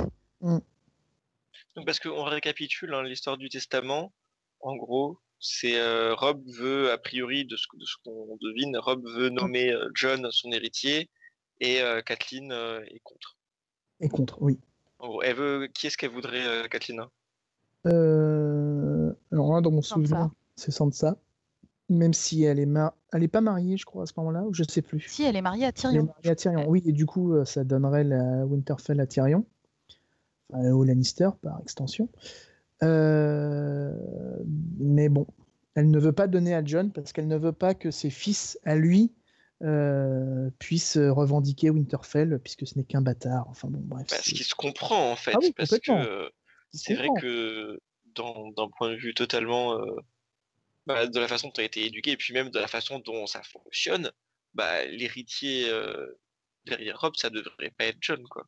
Ça devrait être Sansa. Mais bon, ne pas légitimer Jon, ça veut dire donner Winterfell, en cas de mort de Robb, à Tyrion. Oui, mais c'est comme ça que ça marche, les mariages politiques. Hein. Oui. Et c'est d'ailleurs bien pour ça que les Lannister ont marié Tyrion à Sansa. Hein. Mais ils ont une carte, ils ont une clé, une carte à jouer en légitimant Jon, qui est quand même le fils de son père, tout le monde le sait. Et Robb a tout à fait le droit, en tant que roi du Nord, de légitimer son frère. Oui, ce qu'il a sûrement fait, d'ailleurs. Oui, et elle le refuse, pas pour des raisons politiques, juste par pure rancœur. Et elle place pas encore une fois, elle ne place pas le bien de l'armée du Nord. Et parce que forcément, c'est donner Winterfell à Tyrion, c'est pas placer le Nord dans ses priorités. Elle place sa rancune avant tout le reste, quoi. Ouais. J'ai pas trop d'avis sur ça, je pense. Non plus, je suis partagé. Moi aussi. Je suis pas convaincu. Je suis pas aussi convaincu que toi. Enfin, je comprends. Ah mais je comprends. Enfin, c'est encore une fois, ça, c'est les défauts du personnage, c'est son cheminement. Ça se comprend tout à fait vis-à-vis de sa relation avec Jon. Ouais, elle peut pas faire autrement vis-à-vis de son éducation. Ouais, c'est ça. Je suis pas sûr que ce soit que de la rancœur vis-à-vis de Jon. Je pense que c'est aussi ce côté, pour le coup, un peu tête de mule de non, la loi, c'est ça. Il faut que le trône, c'est pas le trône, mais il faut que le siège de la maison, il faut que le titre hérite dans la vraie ligne et pas dans la ligne bâtarde. Je pense que là, c'est plus un côté puriste qu'un côté rancunier, en fait. Ouais. À tort ou à raison. Et puis cela dit, l'histoire a aussi montré que très régulièrement, légitimer des bâtards, ça pose des problèmes par la suite, quoi. Targaryen. Voilà, par exemple, ça s'est très rarement bien passé. Voilà, là, c'était soit légitimé, soit donner le Nord au Lannister. Oui, mais après, tu vois, il pourrait se faire que ils auraient pu essayer de faire en sorte que, tu vois, que Tyrion devienne Lord, mais que leurs enfants gardent le nom Stark. Il y a déjà eu des arrangements qui sont faits. Ça n'empêche, encore une fois, Sansa, c'est une fille. Donc, que les enfants gardent le nom Stark, ça n'empêche que, in fine, tu donnes la clé du Nord à tes ennemis avec qui tu fais la guerre. Oui. Au moins, comme ça, t'arrêtes la guerre. Hein. C'est pas faux. C'est peut-être ça la solution. Oui. Ouais, non, mais je comprends. Voilà. Du coup, on va peut-être conclure vite fait sur le personnage de Kathleen, sur son décès, du coup, vu qu'elle Il est super triste. qui est super triste, qui est l'une des séquences les plus poignantes du bouquin, qui est, je pense que vous le connaissez tous, ce sont les noces pourpres. Voilà. Ouais, c'était horrible. C'est ouais, j'ai eu du mal. Kathleen, oh là là, c'est tellement triste. Je crois que moi, ça m'a fait encore plus de mal que Rob. Hein. Franchement, c'est pas comme on voit le truc par ses yeux, c'est tellement triste. Quoi. Oui, c'est horrible. On voit une mère qui assiste au meurtre de son fils. Quoi. C'était horrible. Ah, mais c'était affreux. Et Martin, j'ai reposé mon livre après, j'étais genre non, je m'arrête de lire, c'est fini, je suis plus là. Martin, il a dit lui-même, c'est la dernière scène qu'il a écrite pour le bouquin. Voilà, c'est pas pour rien. Tellement ça l'a... Voilà. Et donc, du coup, cela étant, elle revient à la vie. Enfin, à la vie. Elle revient en tant que Lady Cœur de Pierre, puisque elle a le droit à un baiser de feu qui l'a fait revenir en tant que... Là, un peu mort-vivante, parce qu'elle est quand même restée un petit moment dans la flotte. Une semaine, ou 5 jours, je ne sais plus. Donc voilà. Et elle a mis en place sa vengeance pour tuer tous les frais. Voilà, tout simplement. Sauf que je vous conseille d'aller lire l'article qu'on va sortir la semaine prochaine. Donc, puisque nous allons parler du plan de Lady Cœur de Pierre, qui est peut-être beaucoup plus intéressant et complexe que ce à quoi on pourrait s'attendre, vu qu'on se dirigerait vers des noces pourpres version 2, mais les morts, ce n'est peut-être pas ce qu'on croit. Voilà, ce teasing. Oui, un teasing. Je fais un petit cliff, donc allez voir la semaine prochaine sur le blog. Normalement, la théorie devrait être là. Donc, si on ne se trompe pas et si on ne se gourre pas au niveau du timing, ça sera le mercredi 27 décembre. Voilà, comme cadeau de Noël. Mieux, hein, voilà. Mais d'ailleurs, si jamais vous écoutez ce podcast après le 27 décembre, vous pouvez quand même aller voir l'article. Hein. Il est trop bien, cet article. Tout à fait. Et voilà, donc je pense qu'on peut conclure sur le personnage passionnant et passionnel de Kathleen. Voilà. En conclusion, c'est pas sa faute, c'est la faute de Ned. Ouais, c'est ça. En fait, Ned, il est tellement bonnet. Et puis Rob, il est tellement bonnet parce qu'il est comme c'est la faute de Ned. Rob. Non, je ne veux pas repartir en débat, on arrête là. On garde ça pour un autre podcast, ça sera un très bon débat. Ned et Rob, les bonnets du trou de fer de Ben Dumber. Et voilà, donc on arrive à la fin de ce podcast. Et vous savez ce qu'on fait à la fin du podcast, on fait les recommandations. Alors, pour le coup, je vais garder la main, je vais commencer mes recommandations. Alors, ce trimestre-ci, moi, ce que je vous recommande, c'est une série de bouquins de Brandon Sanderson qui s'appelle The Way of Kings, La Voix des Rois en français, qui sont excellents. Brandon Sanderson, c'est un écrivain qui a des défauts, hein, faut le reconnaître, même si je l'adore, il a des défauts. Celui, par exemple, d'écrire trop vite, oui, ça peut être un défaut, parce que du coup, il n'y a pas assez de travail d'édition sur ses romans. Mais bon, bref. On zappe. De quoi ça parle, La Voix des Rois? Alors, c'est sur un monde qui s'appelle Rorschach, où en fait il y a des vents continus, donc c'est un peu comme dans la Horde du Contrevent, sauf que là c'est un peu plus spécifique, vu que vous avez des grandes tempêtes, vous avez tout un écosystème qui s'est préparé autour de ça, c'est-à-dire que les herbes vont dans la terre pour se protéger des vents. Enfin, les gros chevaux de traîne ne sont pas des chevaux, mais des gros monstres avec des carapaces en rocher pour éviter de s'envoler. Enfin, voilà. Et c'est un roman en point de vue d'heroic fantasy vraiment cool, parce que Sanderson, comme à son habitude, crée un système de magie extrêmement précis. C'est vraiment scientifiquement fait. C'est-à-dire vraiment, vous avez des règles de science derrière. Hein, c'est pas pour dire, c'est vraiment étudié et travaillé. Et les personnages sont vraiment intéressants à suivre. Vous avez un esclave qui s'appelle Kaladin qui va avoir qui va rentrer dans une troupe de pontonniers. Voilà, je vous laisse découvrir. Hein. Vous avez l'un des personnages principaux qui s'appelle Dalinar, qui est un grand capitaine, qui est l'un des personnages les plus droits et les plus honnêtes qui m'ait été donné de rencontrer. Je pense qu'il est encore plus honnête que Ned, mais il est moins con que Ned. Voilà. Je pense que John pourra être d'accord avec moi. Tout à fait. Voilà. Et vous avez le personnage féminin de Shallan, qui est une jeune héritière, mais qui a des problèmes parce que sa famille a des gros soucis d'argent. Et du coup, elle est en train de mettre en place un échange de bons procédés avec une personne qui n'est pas très bien vue dans l'univers de ce roman, mais ça va pas très bien tourner. Donc voilà, donc je vous l'ai fait en très bref. Franchement, c'est à lire, c'est génial. Les séquences de combat sont extrêmement bien écrites. Et encore une fois, je me répète, le système de magie est vraiment fascinant. Et à chaque fois, vous découvrez des nouveaux trucs. Enfin, voilà. Donc c'est La Voix des Rois de Brandon Sanderson. Et pour le coup, je fais aussi un coup de gueule parce que je vais parler vite fait d'un truc récurrent qui est en train de venir dans le monde du jeu vidéo qui s'appelle les lootbox. Alors, qu'est-ce que c'est les lootbox ? Parce qu'on m'a posé la question tout à l'heure en off. Alors en fait, les lootbox, disons que c'est du jeu de hasard payant dans des jeux que vous avez déjà achetés. Voilà.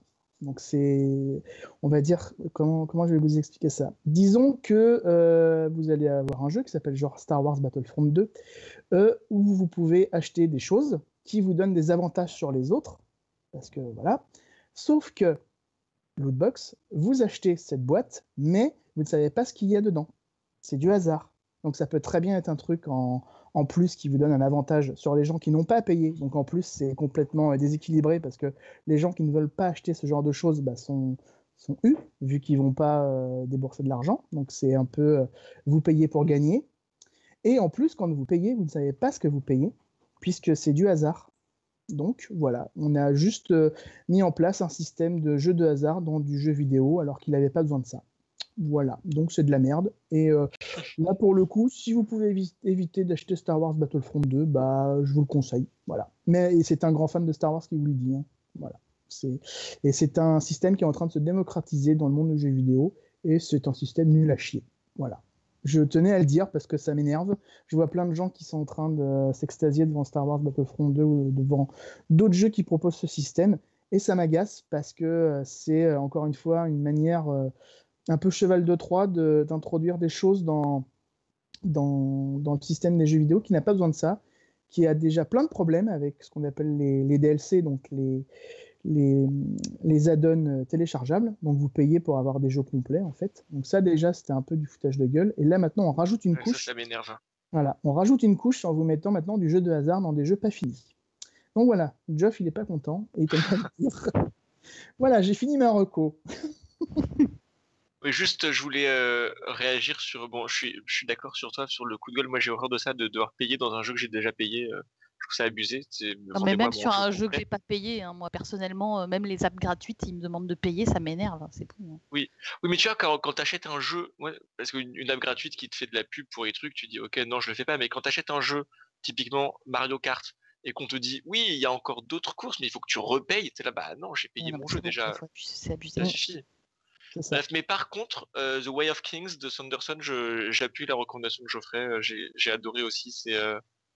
Voilà, comme Geoffrey, j'adore Sanderson et je trouve effectivement c'est toujours des systèmes de entre guillemets magie qui sont ultra sophistiqués, ultra complexes.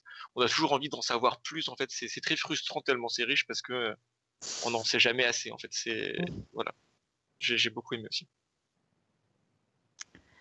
Du coup, je vais enchaîner sur ma propre reco parce que moi, j'ai pas lu Sanderson. Mais, un jour, je les lirai, promis. Ils m'en parlent tous les deux toujours, donc du coup, un jour, je finirai par les lire. Mais je vais vous parler d'un autre livre. Alors, mon livre, il s'appelle « On n'est jamais bizarre sur Internet » ou presque.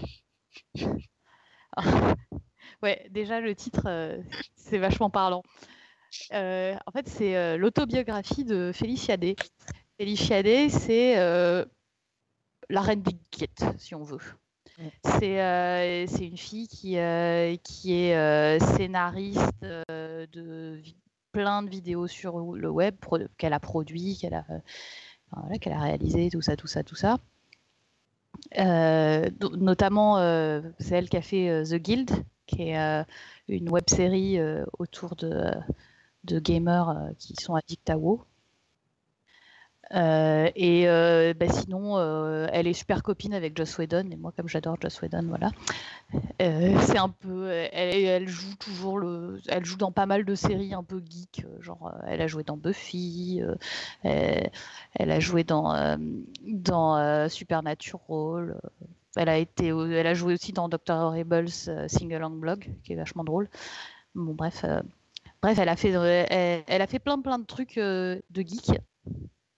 Et elle a écrit une autobiographie. Et alors, honnêtement, franchement, ça m'a surpris parce que bon, je m'attendais pas à aimer autant que ce que j'ai aimé. En fait, elle est vachement drôle et en plus, elle a eu une enfance complètement barrée. Du coup, quand elle raconte ça, c'est hyper rigolo. Et puis, du coup, tu vois d'où elle vient et comment le monde d'Internet lui a fait sortir d'une petite bulle du temps des débuts de l'Internet. Et du coup, moi, je me suis vachement retrouvée parce que pareil, j'étais un peu la nerd qui a découvert Internet sur les forums quand elle était au lycée. Et du coup, je m'y suis vachement retrouvée. Et puis après, du coup, on voit, enfin, je sais pas, elle a une façon d'écrire qui fait que on a envie de la suivre. Et puis, on la voit qui s'accroche à ses rêves. Elle se prend des claques de temps en temps, mais c'est pas grave, elle continue. Et c'est un peu c'est vachement motivant de lire cette biographie et de se dire que voilà, si tu t'accroches à tes passions, tu peux en vivre un jour et tu peux devenir la reine des geekettes. Là. Pour quelqu'un qui fait un podcast sur le trône de fer, ça me parle vachement, quoi. Oui, ça a l'air intéressant, effectivement. Oui, tout à fait. Tu nous le prêteras. Oui, tu nous le prêteras. Faudrait que vous preniez ma liseuse. Ah ouais, bon, pas pratique. Bon, on verra. Je me débrouillerai autrement. Et moi, ma recommandation, ça va être un jeu de plateau pour changer, parce que j'avais pas d'idée de livre pour tout vous dire. Donc du coup, c'est un jeu de plateau qui s'appelle Robo Rally, qui est super intéressant. En fait, le concept, c'est que en fait, on est des petits robots, on a chacun un petit robot qu'on doit faire avancer sur un plateau pour aller à des objectifs. Et pardon. Et en fait, ce qui est très intéressant, c'est qu'on va planifier toutes nos actions tous en même temps au départ, et on met toutes nos actions face cachée sur notre table, et après, on retourne, et donc en fait, tout ce qui a été planifié va arriver. Les robots vont avancer suivant ce qui a été planifié, et après, il y a aussi des éléments sur le plateau, il y a des tapis roulants, il y a des trucs, des engrenages qui tournent, il y a des lasers, les robots tirent des lasers aussi, donc se tirent les uns sur les autres, les robots se poussent, se cognent, ce qui fait qu'au final, si sur la première phase de déplacement, votre robot se fait pousser par un autre robot, après tout le reste de votre phase de déplacement est complètement décalé. Donc potentiellement vous vous trouvez sur des tapis roulants qui vont vous faire partir encore plus loin. Enfin, ça devient le bordel. Évidemment, il y a des gens parfois qui se trompent aussi, qui n'avaient pas vu des choses, donc ça fout le bordel aussi. C'est très très drôle. Moi, je me souviens de la dernière partie que j'ai faite. J'ai une amie, son premier mouvement, ça a été de tourner à droite parce qu'elle voulait donc tourner, avancer et aller plus loin. Et elle n'avait pas vu que juste à sa droite, il y avait un mur. Donc en fait, sa première action, ça a été tourner et avancer dans un mur. Donc voilà, on a bien ri, évidemment, c'est bien moqué d'elle. Enfin, il se passe toujours plein de choses comme ça, donc c'est très drôle, moi je trouve, c'est très intéressant. Et en même temps, c'est quand même un jeu de réflexion où il faut essayer de bien anticiper, de bien faire à partir des cartes qu'on a, essayer de planifier ses déplacements à donc plusieurs phases en avance, vu qu'on doit tout faire d'un coup. Voilà, moi c'est un jeu de réflexion et drôle en même temps et pas trop compliqué à apprendre que j'aime beaucoup. Pour les infos plus techniques, c'est un jeu qui a été édité en 1994 la première fois par Wizards of the Coast. C'est un jeu de société de Richard Garfield, donc le créateur de Magic the Gathering. Voilà, et qui a été réédité en 2005 et en 2006 par Avalon Hill. Voilà. Et en français, édité par Play Factory. Je vous dis tous les noms, je connais pas du tout tous ces noms, mais comme ça c'est dit. Donc voilà. Il y a des kaiju dans ton jeu. Est-ce qu'il y a des quoi? Des gros monstres qu'on peut tabasser avec des robots, non? Non, on tabasse rien du tout. On a juste des robots qui se déplacent. Je suis désolé, Geoff. Zut. Mais on tire avec notre laser sur les gens. Ah, j'aime bien quand même. Si, c'est cool.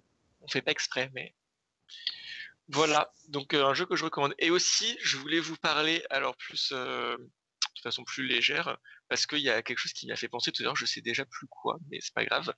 Il y a quelque chose qui m'a fait penser au fait que cette année, dans Danse avec les stars, donc la saison qui a dû finir il y a quelques jours, si j'ai bien calculé, il y a eu une danse sur le générique de Game of Thrones, et donc c'était très drôle parce qu'en plus le danseur qui fait la danse ressemble vraiment beaucoup à Kit Harington.